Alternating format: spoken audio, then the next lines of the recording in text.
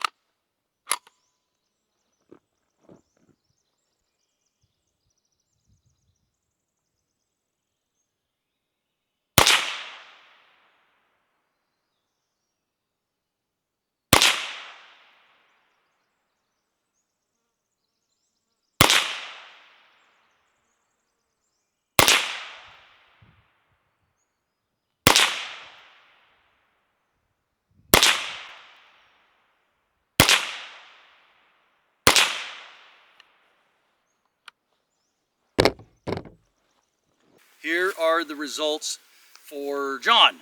So, Henry and the Ruger. In this case, I'm going to say the Ruger is a little more accurate for the average shooter to use.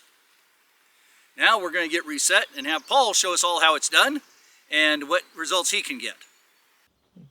And now let's see how I can do with these.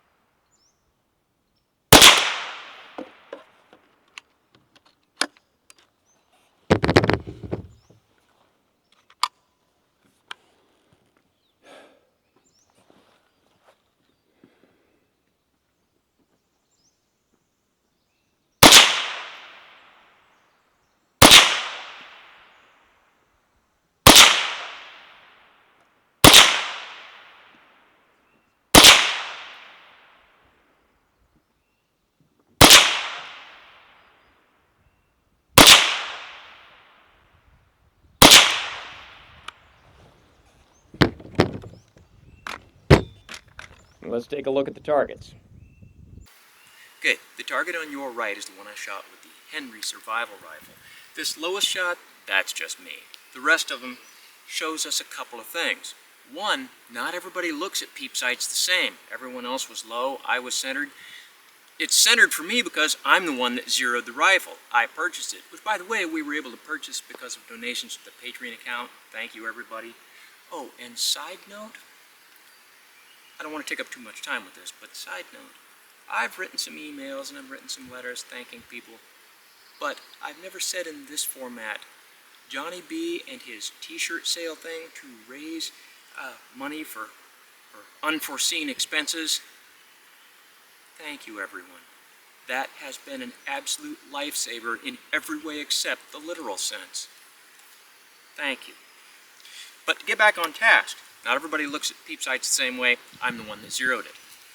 Now, for the 1022, we see a group that I'm going to say is about the same. Again, in a different place because this one wasn't zeroed for me.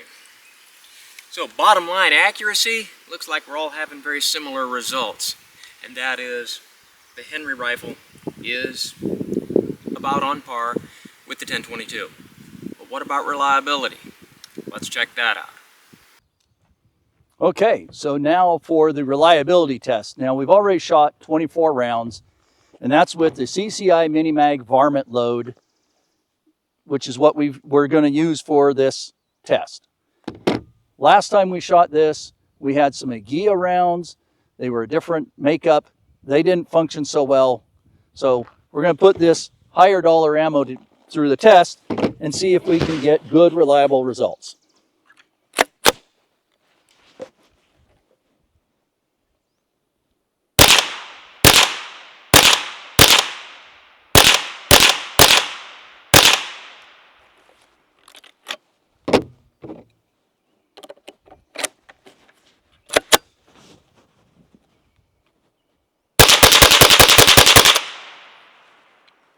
All right, there's 16.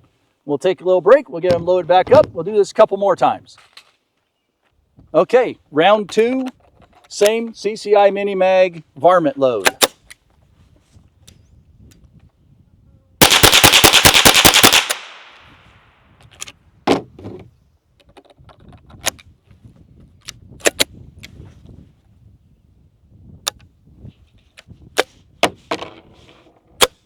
No, failed to feed that one.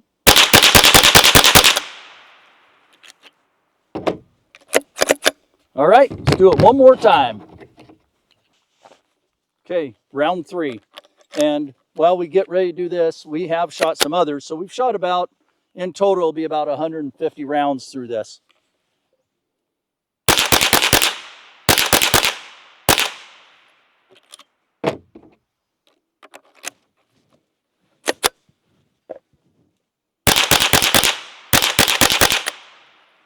All right, no problems there.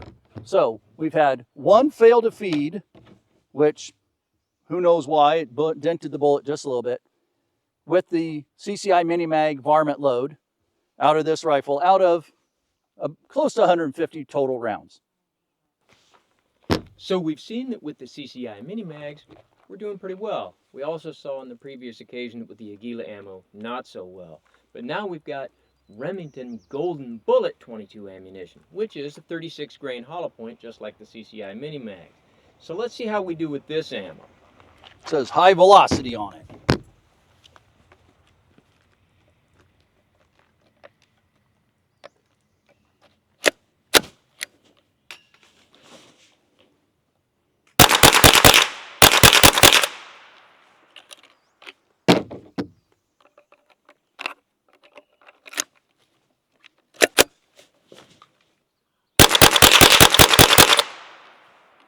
Well, there's 16. Let's get loaded up and do it again. We'll do about 3 rounds of this also just to prove it. All right, round 2.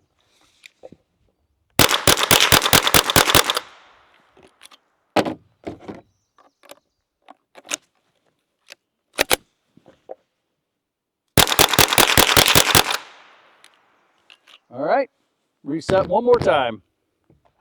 So far, so good.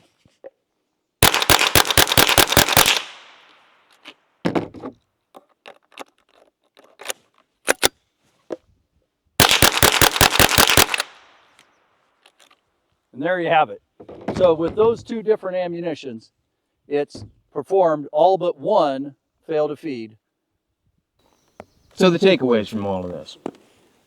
Well, the rifle is easy to disassemble and reassemble, and being able to disassemble it like that also makes maintenance very easy. It all goes in the stock, and there's no denying it's pretty cool.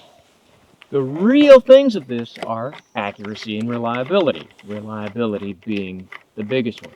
Its accuracy seemed to be just fine. Although I would have to say, just when I shoot it, it just feels unconventional. You really got to put some work into it. As far as reliability, as you may have seen on our previous presentation, it's not that the rifle is unreliable as much as it might be a little bit ammo picky.